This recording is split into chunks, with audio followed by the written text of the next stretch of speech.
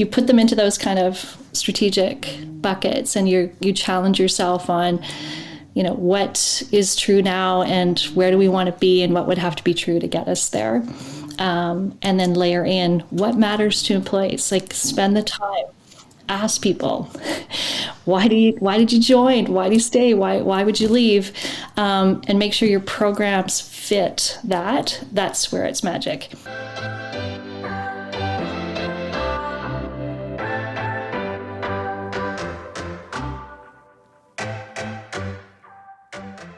Hello and welcome back to our Unicorn Leaders podcast. My name is Fahad Atab, CEO and founder of Unicorn Labs.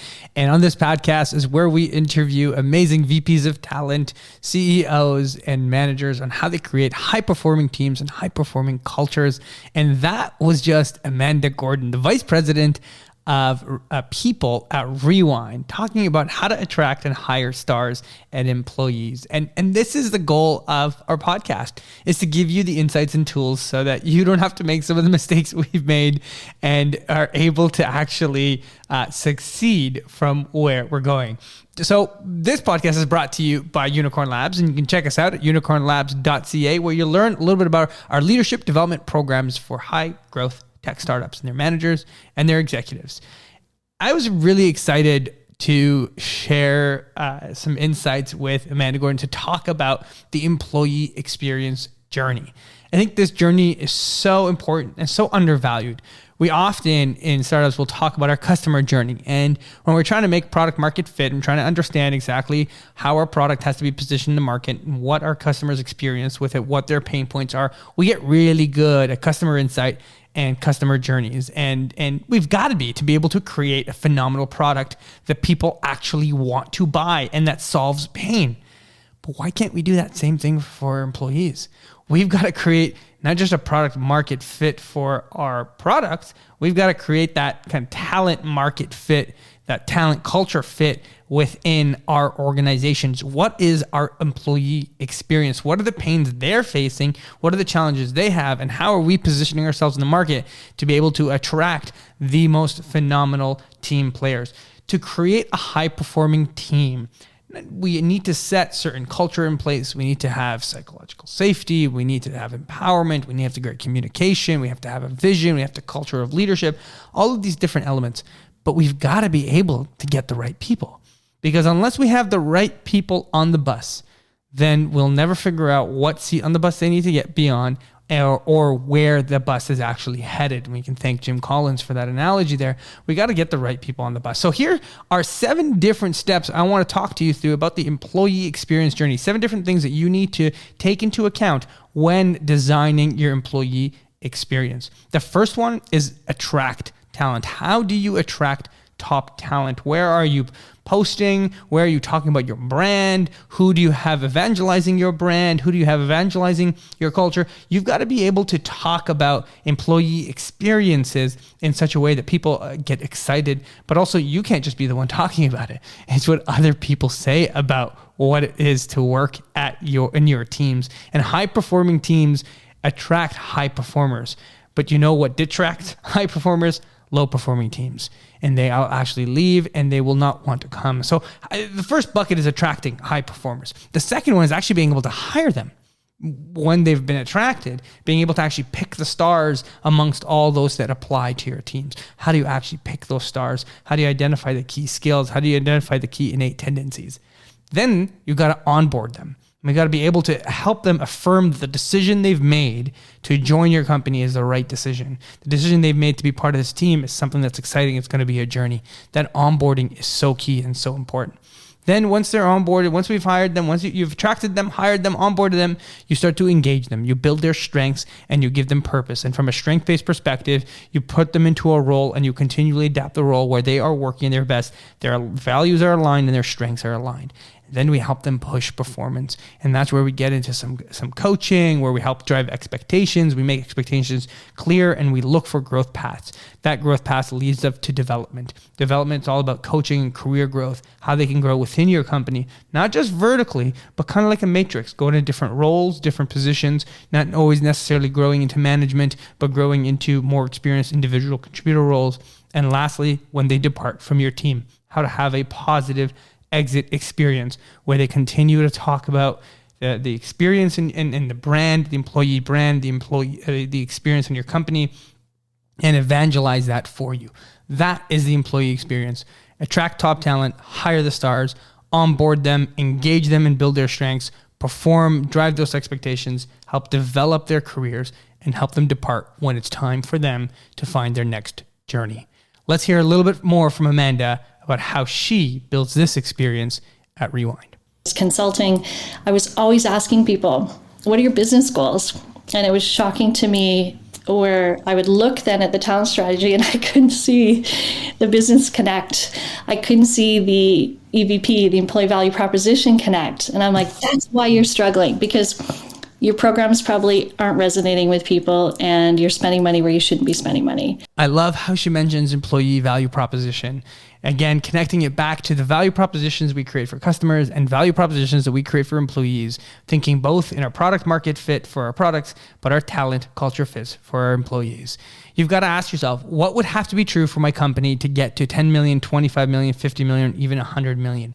The team, the people are going to be the driving factor to be able to get there. Amanda Gordon is currently the vice president of people at Rewind, a company with a mission to help business protect their SaaS and cloud data. And she joins us on this episode and goes into some really interesting pieces, talking about human resources and building a star team of employees, starting with three key questions. Why did they join? Why did they stay? And why did they leave?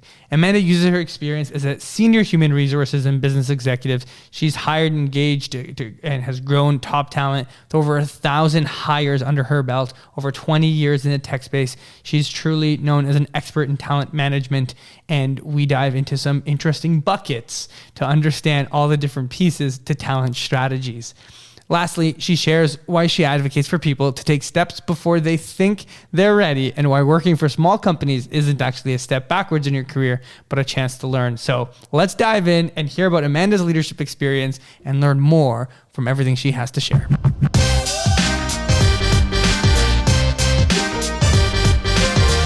Welcome, Amanda. I gotta say, I'm really excited to have you on this show here with us today. Because I know you've done some really cool things. You've done some amazing things. And I want our audience to learn about it. Today it's all about building teams and team building. And what that looks like from both a hiring and retaining and attracting, but also the whole process of building teams and the power of teams. And I think you have a lot to say of that. So I'm gonna start with our puzzle, with our big question. Amanda, how do you build teams? That is a big question. I have to first say that, what's funny is this morning I was having breakfast with my kids and I said I'm going to be on a podcast. Almost like fell off their chairs laughing. So I love it. What? Yeah.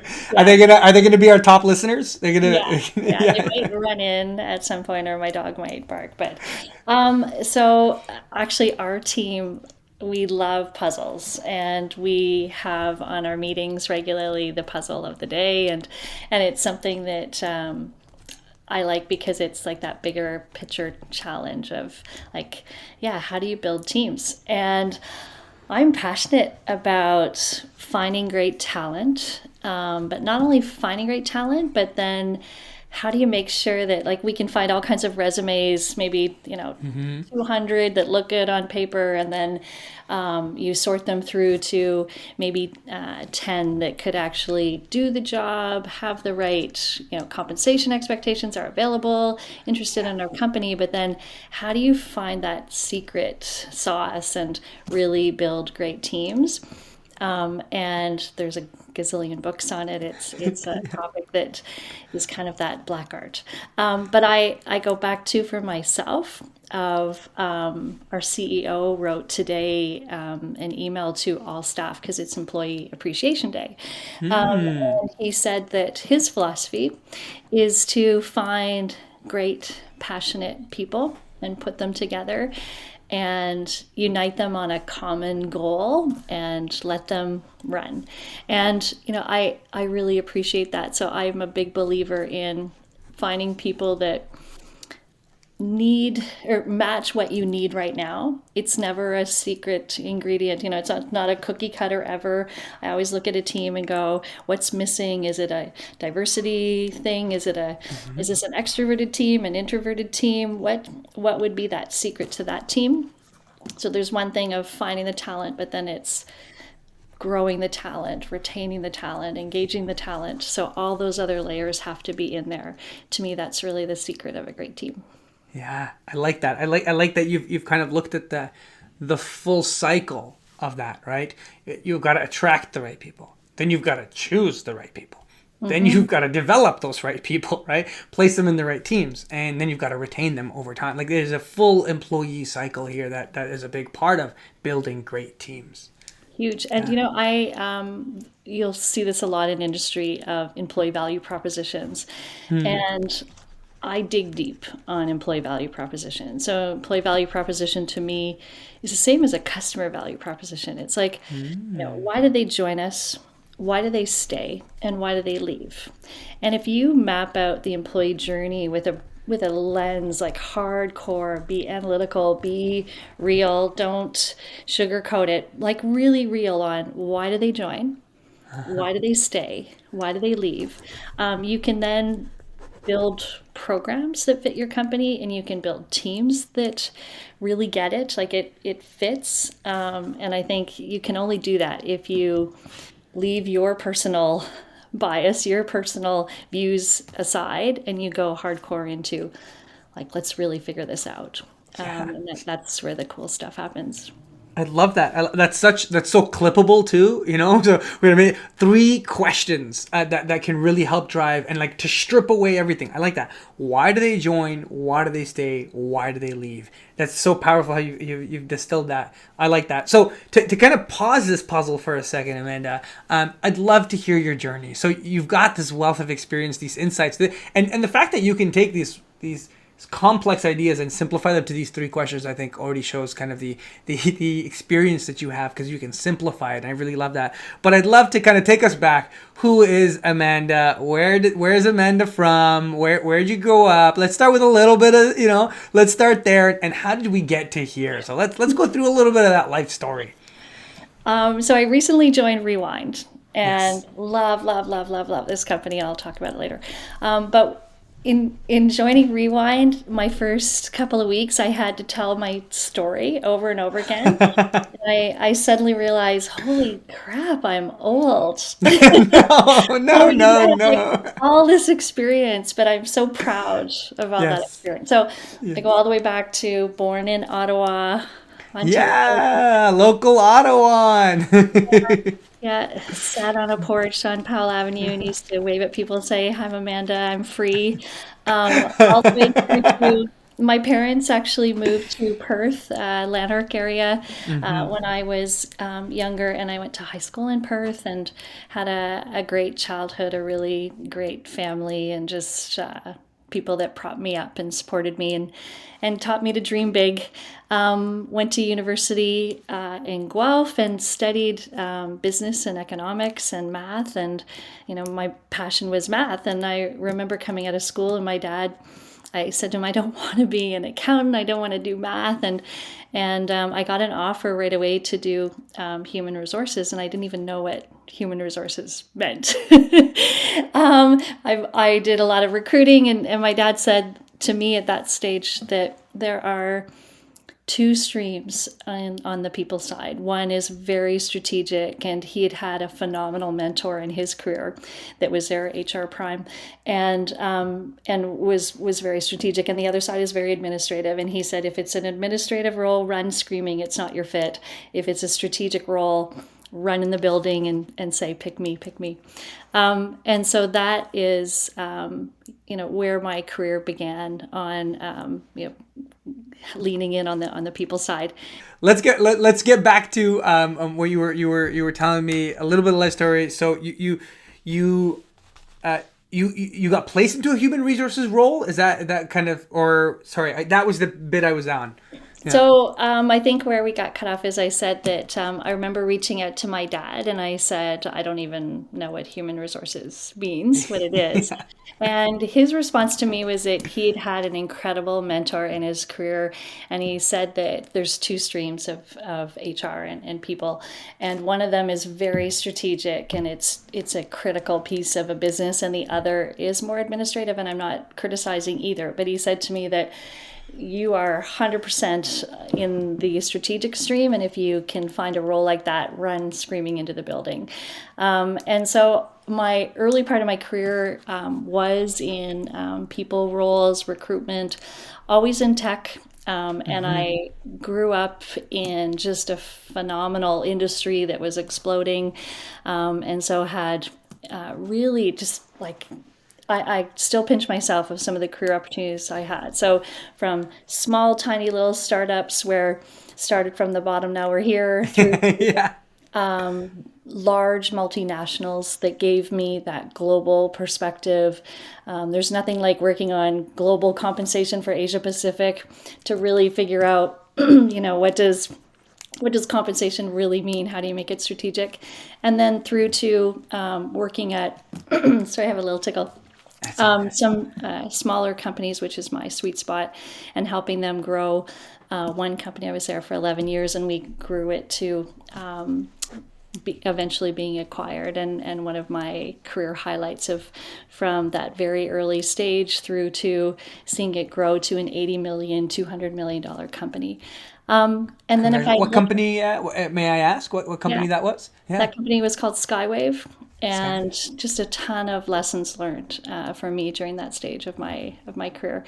Then I started consulting when I actually had an opportunity to do consulting, which was a phenomenal experience because I thought I'd learned a ton at Skywave, but when you have to go into different companies and walk in the door and try to make a quick assessment of, is this a beanbag culture, is this a cubicles to the ceiling culture, and really lean in and help them.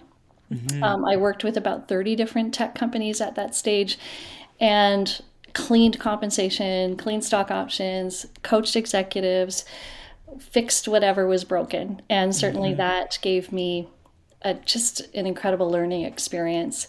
Then I moved into, I'll fast forward really quick. I moved into It's all exec. good. I'm loving every part of this. Don't feel you need to fast forward. Okay. This is Okay. music to my ears, Amanda. Yeah. I share a lot of the same interests, so I like hearing about this. So as I was doing the consulting, I joined a board, and that board is part of Canada North Tech Park, and it's called the Canada North Business Association. And they are passionately looking at how do we support Canada's largest tech park to be able to attract top talent and make more companies successful. For perspective, there's about 540 different tech companies in Canada, and to be able to look at it from that bigger picture of how do we really pull in talent, like at an extreme level, to support this community to be able to have more success stories. That became my passion. And so I joined Boyden, which is an executive search firm, to be able to lean in really, really hard on executive search and pull talent into our tech communities full time. I can't say enough about Boyden, and if just to give you perspective, they work on about 600 executive searches a year in Canada, or sorry, in Canada. Wow. So this is big leagues, and when you're placing a CEO, a CFO, a VP product into a company, these are game-changing roles. So we talked earlier about how do you build a great team. I became like just obsessed about perfecting my craft in that space, and saw so many different placements where I left and I'd go home and go, like, I think I really helped that company today, and I'm really Cool. proud of what we just did. So, like, high fives to the team, and we'd see that person accept their role. But what I was missing was I wasn't at the table building the company. I would Mm. place these phenomenal people, and then I was like, okay, go do amazing things, check in on them. But I'm like, oh, how are you doing? And they tell me about their struggles, and I would be talking to them about it. And so I had I had multiple calls. There were lots, this is a very hot market. And so Yeah. I had a call from a company called Rewind. A nice person called me and told me all kinds of great things. And this was the first time that a company actually really resonated with me because early stages, they had just raised 80 million in funding. They were doing a pivot of their business, and it was really go time to like really build this. And they've been, if you read in the press about them, they're labeled a unicorn, and doing just phenomenal things and a all-star team. So I thought, I want to check that box again. I really miss building. And so Yeah. November said yes, and here I am. And here you are. What a journey, Amanda. That is really really quite a journey, and a few key points that I'd like to kind of maybe take us back to and kind of explore. So you started some of your days in kind of some recruitment stuff, right? As many people in the people and culture space kind of start with some recruitment. And until today, you do a certain level of recruitment. And what I'd like to kind of position the views is, what was Amanda thinking during her first recruitment days of like, how do I recruit people, to the transformation of how does Amanda think today? So I kind of want to see the differences that in that journey for recruitment specifically, maybe as a first start. So early stages, it was, we have 30 positions we have to fill. And so I remember thinking that the only way I'm really going to impress this team of engineers that I'm working with is to be able to, like at the start, they would screen everything I did. They would screen every candidate that I would recommend. They were wasting their time because I could easily say to them, no, no, no, no, no, here's a yes, no, no, no, no, no, here's a yes. And so I realized quickly that I have to lean in and make sure that anybody I recommend really is a yes so that we can start to build trust. And the only way I could ever get there was by having some pretty deep conversations with them about, what do you really need? Like, let's talk about that profile. And it's not just a C++, whatever, like what will make you say yes? And so I would passionately screen candidates and try to find that right fit for our teams. And once I've always told people when I'm mentoring or when I'm working with them early in their career that don't take recruitment for granted. Like, really lean in with managers. And if you can hire some stars for them, they start to really open up a trust with you. And they'll ask you about how to onboard that star, and they'll ask you how to, really retain talent. They'll come to you with different things. And I think what I also started to realize early in my career, and I would say, I perfect my craft, I've really looked at that now, is that the relationship you make with a candidate is lasting. In a lot of cases, those candidates will invite me to their barbecue, to their children's weddings, to their to their baby showers, because they will come to you and say, like, you took a chance on me, and we form a relationship that is very different. And you coach candidates through that process and form like really good relationships with them. So all those lessons learned to say, like, being real and caring about the candidate experience. And I would never oversell. I learned that later in life. Never oversell an opportunity, because the candidate will land and then they'll run screaming out of the building. So those are all the And you saying you learned that the hard way? well, you learn that even from being, just seeing a candidate not connecting, not really fitting. And that's the hard way, because then you have to go back to what happened. And certainly if I look now, when I'm working with teams, when I'm recruiting executive talent, I spend a lot of time with candidates right up front saying, Here's the deal.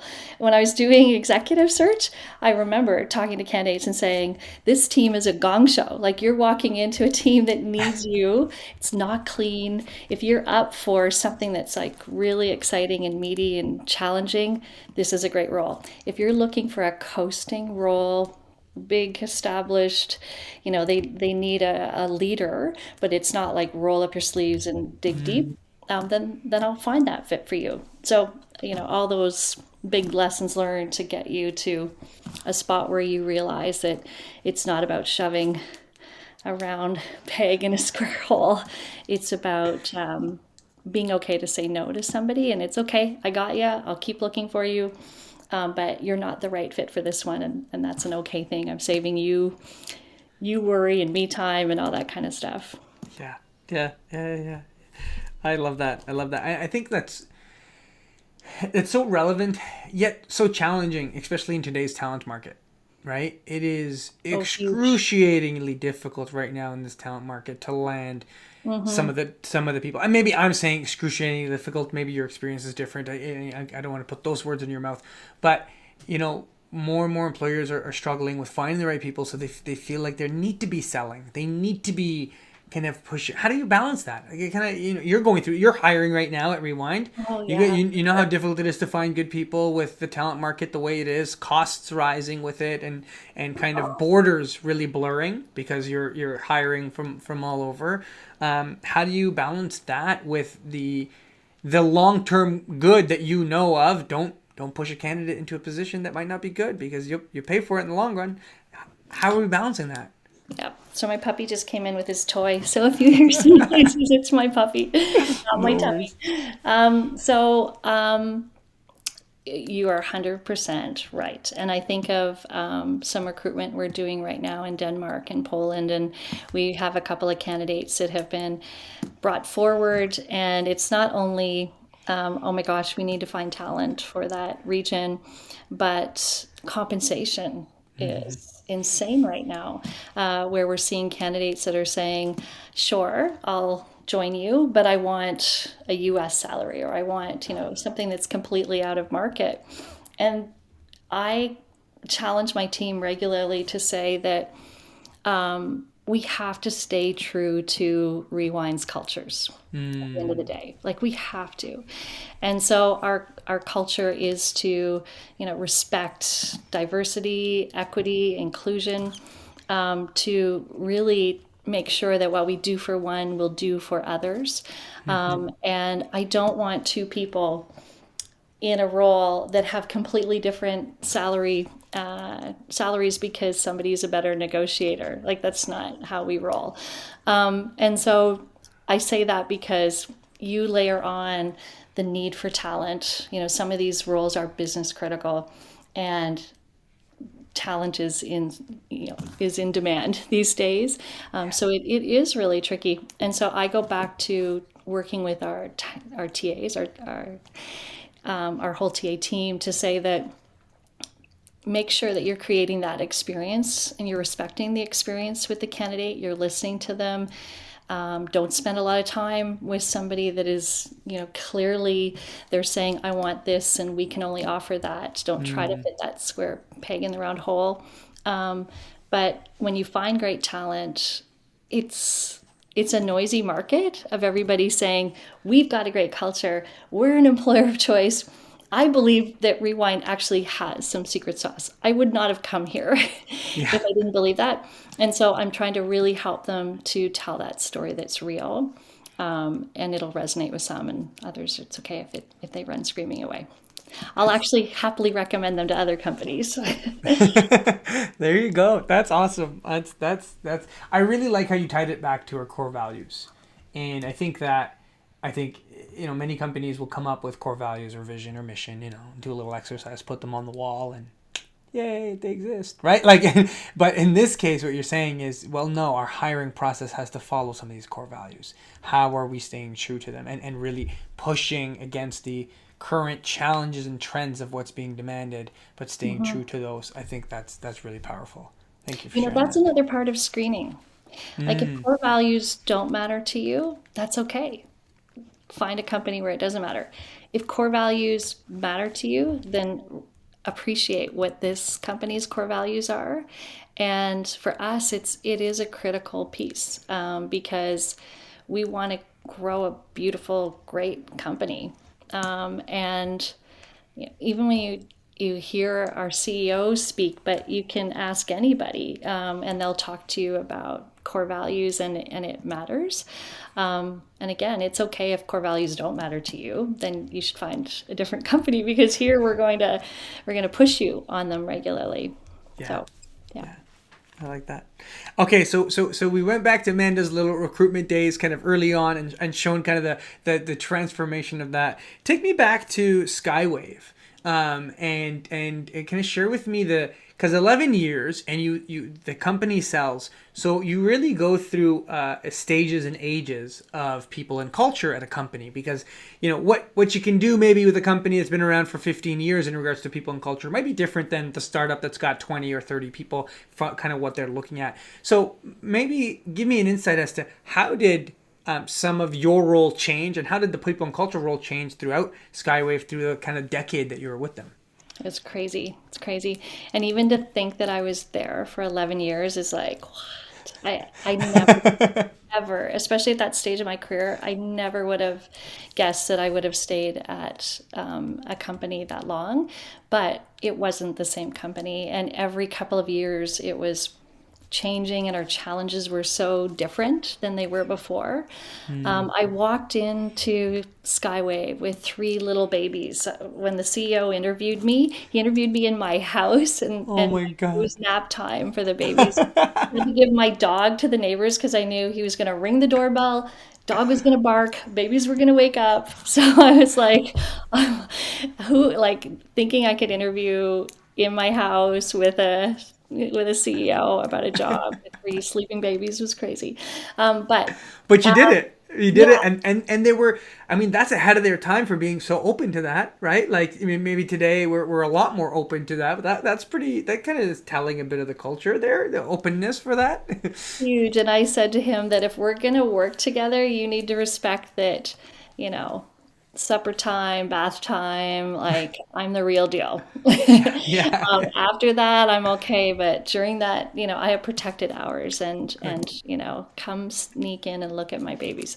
And so from early stages, like walking into Skywave, I remember that in the early stages, we used to joke and say, one of the first things they told me was, "Oh, I'm not sure if we can make payroll this this month." I'm like, "Okay, this is going to be fun." Through to what would have to be true for us to get to 10 million, Wow. and really digging deep into that philosophy. What would have to be true to get to 25 million, to 50 million, to 100 million? And I saw our whole team, especially our executive team, evolve and grow. And I remember at this early stages, our CEO, his name is Stanley would say things like, strategy doesn't matter. It's what will our customers buy? What do they need? Like, we just have to get revenue, get it going, get it solid, and then we can be more strategic on our 3-year, 5-year plan. We would debate that with him a lot, of course, but he was very real on to get to 5 million, to get to 10 million, we needed to really get tight with certain markets, certain customers. And then to get to 25 to 50, what would have to be true? And a lot of those stages, if you look at even our org design, completely different for what does a company look like at 5 million to 10 million, 25 million. And so we had to be very strategic about our growth. If I look at even 25 million, it was a time where we shifted gears to look internally at our systems and how we work, to really make sure that we could keep up with what we wanted, where we wanted to go, and what we saw coming at us. Each stage had very different requirements to make it to the next stage. And if you don't do that, if you just keep growing without stopping and being very real about what does the talent look like that we need for that next stage?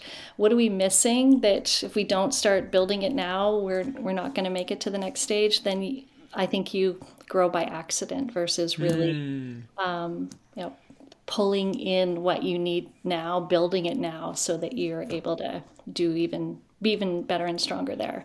A great example is an OD project that we worked on.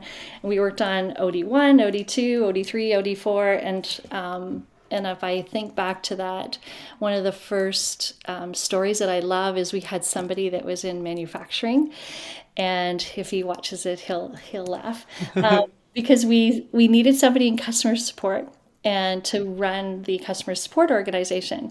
And I remember having a conversation with him saying, we'd really like you to leave your role and to move into customer support. And he was like, are you trying to fire me? Like, what do you want to do?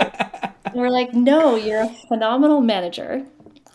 You understand our product. You understand when it breaks, how long it takes to fix it.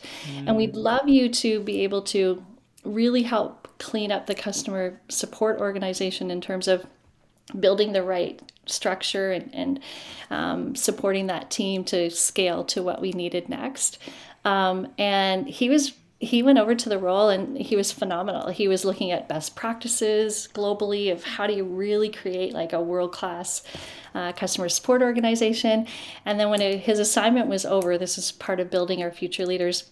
I said, okay, you can go back to manufacturing. He's like, I don't want to go back to manufacturing. And we're like, we're completely supportive of where you want to go. So I just tell that story because I think it was such an important lesson in our organization. And so many other people then started raising their hand to say, yeah, pick me, pick me. And we could see in our organization, we needed a lot more people in engineering that appreciated our customers and really got why our customers buy our products and what their needs are. And that shift only came from putting a lot more people in engineering into customer facing roles, pre-sales, even competitive intelligence, and allowing them to get away from building the next step of our technology through to holy crap, we've got to do like some big steps if we really want to deliver what our customers need. And so that's where we saw the company take off in very different ways. Yeah. I really love that. And I really love the question you used. What would have to be true for us to get to? What would have to be true? I think that's such a powerful kind of piece for our audience to kind of think about. What would have to be true for you to get 10 million, for you to build the team that you want to mount and kind of breaking some of that down. I really like that question. And then I'd love to pick on, you mentioned that part of the assignment was around your building the future leaders of the team. Tell me about that. Tell me that it was a formal program around building future leaders in Skywave. Was it kind of ad hoc? How was that? So I would say the seed was planted at Skywave for really respecting that we had a management team that needed support. I'm going to lose my voice. As we were scaling, we didn't want to always be hiring externally. We really wanted those employees to come on the journey with us. And so we started to build more management chops within our organization. And what you start to see when your business is scaling is it's not just a management layer, it's a leadership level that you need. And so we looked at future leaders. But I would say to you where I saw this most and worked in it most was with consulting.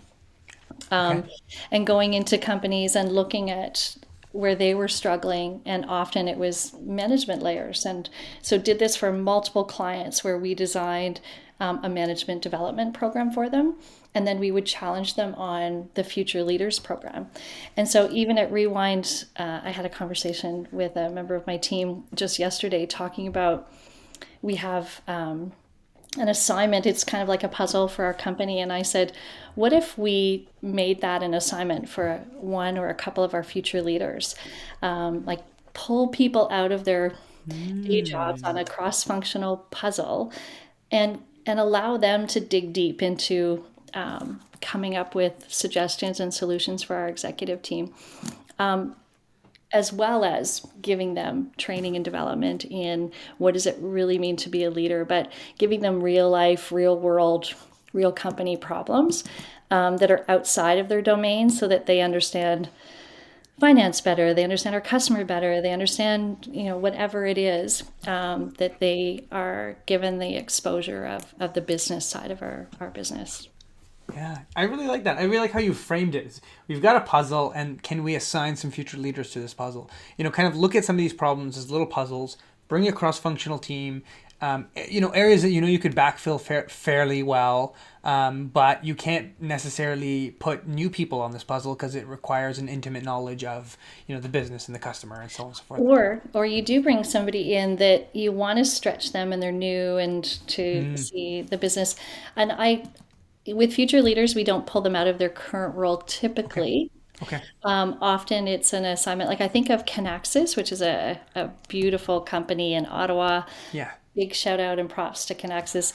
And I know John Sicard, who's a CEO, used to do that with his team where he'd have, what's keeping John up at night.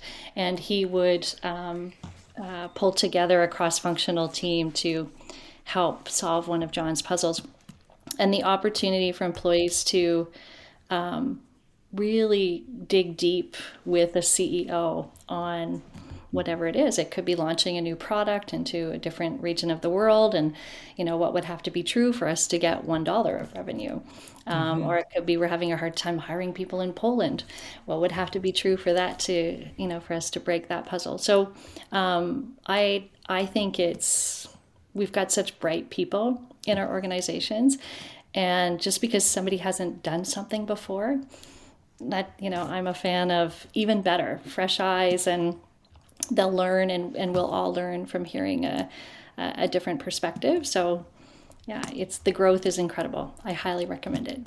I love that. I love that. So we've kind of entered the consulting stage of your time there, and you said that one of the big problems that you saw in companies was this management layer. What other were kind of key indicators for you of like, ooh, this is a red flag, this is a yellow flag for our listeners here? Kind of put your consulting hat on, and for them to do an assessment of their own kind of companies. What are things that you would look for, little signs that said, oh, maybe this area needed help, that area needed help? Yeah, what was a mental model you used when you went in and did these assessments?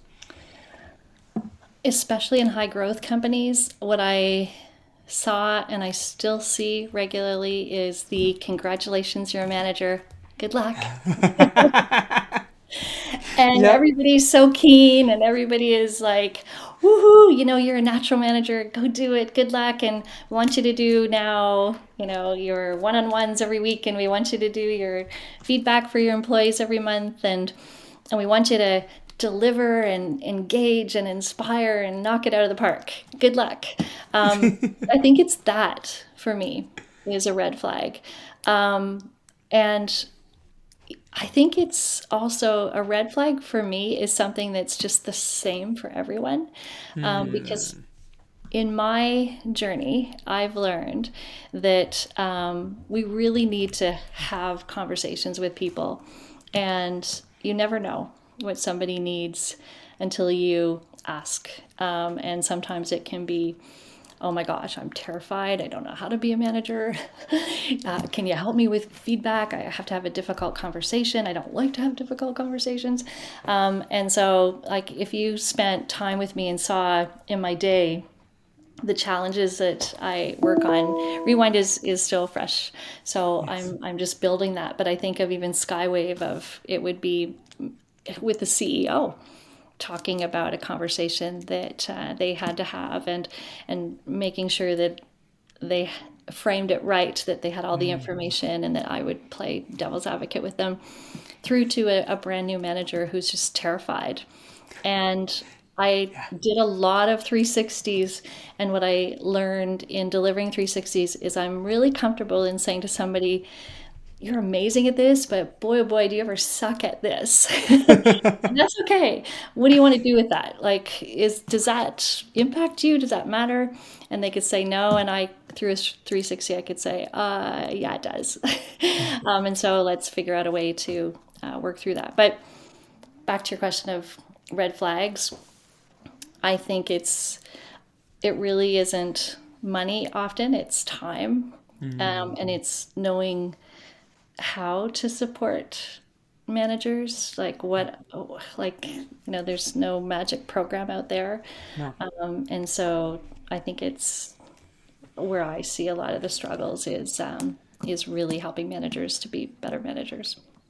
Yeah, that's fantastic. That's awesome. And I love that. I'm smiling ear to ear because, it's not like you're putting a plug in for Unicorn Labs, but that's exactly what we've started to do and we've done for a number of years now. We work with companies who've been like, yeah, we have these 20 managers that have never received any training and we thought they were going to be phenomenal, but they're struggling. And it's like, yeah, and I think you hit the nail on the head is that a lot of these young managers in high growth startups, right? You hire a whole bunch. The designer who was the best is now the lead designer, right? Managing XY people haven't ever done that. So let me switch that back to Rewind. Now you're at Rewind. You've had all these experiences. You're building it out. And I'm assuming you're building a bit of a talent strategy. So now you're thinking high level talent strategy, all these different components. What are components of talent strategy that other VPs of talent, other people who are concerned about the talent in their startups should be thinking about? And I think one key piece we started the episode with, which is, why will people come work for you? Why will they stay? And why are they leaving? I think that's the kind of employee value prop. What are the key parts of a talent strategy we should consider? So, one best piece of advice to anybody is don't join a company in November because you have to report on your last quarter results, your annual results. You have to create your new plan for the next year and also your plan for Q1. So, whew, it's like I have just finished doing my strategic plan and my talent strategy and with Rewind. As I would with any company that I was working with before, I broke it down into buckets, and I think it's common to do that, but I'll shout it out because I think it really helps frame it. So, join is a bucket, grow is a bucket, engage is a bucket, and reward is a bucket. And we also have diversify as a bucket. And I say that because if you look at it like really go hardcore in those focus areas and think we're on an OKR process. So we're regularly setting our stretch goals. And I look at layering in, we have great feedback tools in our company. And so before I set our new OKRs, I'm going back into like I've just spent hours and hours reading through and answering all of our Office 5 responses and hearing, what people love and where they're challenging us to do better. And so I think if you put them into those kind of strategic buckets and you challenge yourself on, what is true now and where do we want to be and what would have to be true to get us there. And then layer in what matters to employees, like spend the time, ask people why did you join, why do you stay, why would you leave, and make sure your programs fit that's where it's magic. If you are building a talent strategy that's based on a sample you saw online or a great book you've read, you will not match what your business needs. And so I think whenever I'm doing any kind of talent strategy or when I was consulting, I was always asking people, what are your business goals? And it was shocking to me where I would look then at the talent strategy and I couldn't see the business connect. I couldn't see the EVP, the employee value proposition connect. And I'm like, that's why you're struggling because your programs probably aren't resonating with people and you're spending money where you shouldn't be spending money. So, to me, it's all about that grind, which creates a beautiful plan, which actually fits a company. That is awesome. I love that. I love those buckets. I wrote those down because I think those really help. But I think the ultimate message there, in addition to the bucket, was that does the talent strategy actually align with the business goals? Because there's gotta be that connection. Otherwise, you're just or listen. Yeah, I mean, even you said listen to your staff, listen to your employees. What do they want? What do they want to continue to join and to stay? Right. And I think That's Netflix. where it Oh, works. Yeah, that's where it yeah. works. When you like hardcore, what does our business need this year? What does our business need in 5 years? What are we building today that's going to make sure we hit what the business needs coming at us? Not just what we need this quarter, but like really looking at that bigger level. And that's where your leadership development, your management, your, I don't know, just strategic hires, I'm losing my voice, really starts to click. Yeah, yeah, I love that. I love that. I think that's phenomenal. So Amanda, I could keep talking to you all day. I've got so many thoughts. I love everything you've shared so far, your experience, everything you have. But I'm gonna give you our last question of this episode. But hopefully we'll have you back to unpack some more of these stuff. I'd love to do some stuff on the the learning culture piece. What do we do for learning? Even some stuff on compensation. I think you could do a whole how-to masterclass, Amanda, with your experience, and I think that would be really, really awesome to share. But I'll leave you with more of a personal question. What advice would you tell your younger self? Maybe there's a younger VP of talent who's at a small company that they're growing, or they're the first HR hire for a team, and they're kind of younger self, but also in that role where they're working with startups and they're trying to figure it out. What's your advice, both personally and professionally? So I think it took me a long time to realize to just be you, be real. I talked about being real with candidates and tell them the real story. And if they run screaming out of the building, it's okay. And if they run screaming in, then really focus on that. But that only comes from open, courageous conversations, and understanding the business. So, I would tell my younger self to maybe spend more time trying to figure out that part than the okay, C++ and da da da da da da. Yeah. Maybe whatever we're looking for, I can find you 100 of those, but to really connect and make a difference, is where you layer in like really understanding what does this business need and what does this team need, and not looking at each time just a cookie cut of the last one. But back to being real and being you, I would say that like that has been where I've just truly connected with people, and that's where culture also comes from. When it's just a safe environment to just like my dog a few minutes ago started snoring at my feet. My younger self probably would have went, "Oh my gosh, my dog started." Now I'm like, "Do you want to meet my dog?" And Yeah. I think that I regularly introduce my kids on screen, and I think I learned that too with Skywave, where I knew everybody's dog's names, I knew everybody's kids' names. That's where companies are the ones you want to stay with for a long time. And it just comes from, yeah, just being real, being you. I would Yeah. also tell my younger self that all that hard work will pay off. And being brave and taking steps when you think you're not ready, it's okay. You'll figure it out. And that's where big growth happens.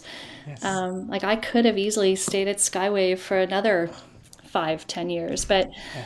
I think like everybody, I knew everybody's name, everybody's dog's names. But when I think of the growth I've had since then, it's magic because I was brave and said, okay, I got this. And I think that we do get scared of really stretching, but stretch is beautiful. And the other advice I would give my younger self is that I had beautiful learning when I went small company, big company, small company, big company. Ah. So I would encourage people to do small.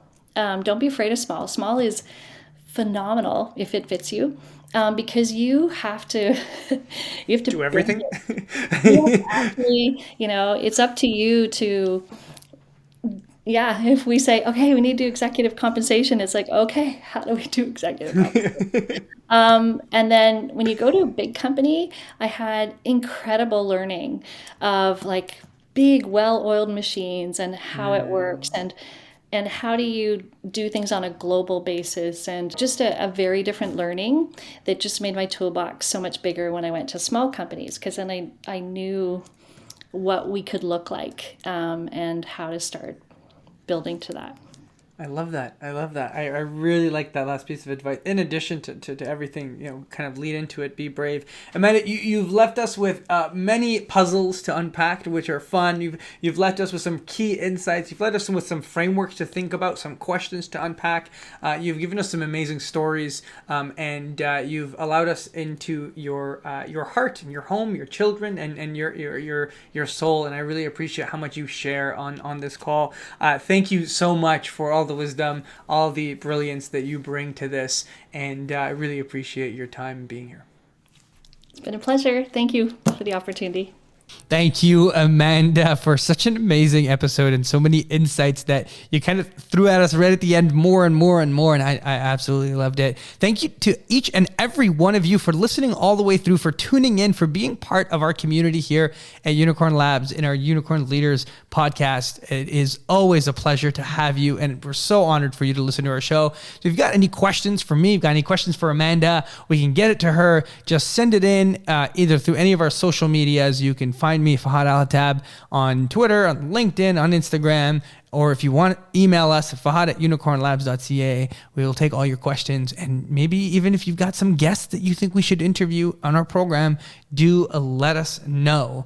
But that's it for today. Thank you so much for tuning into this episode. You can find the show notes, the transcript at unicornlabs.ca/podcast.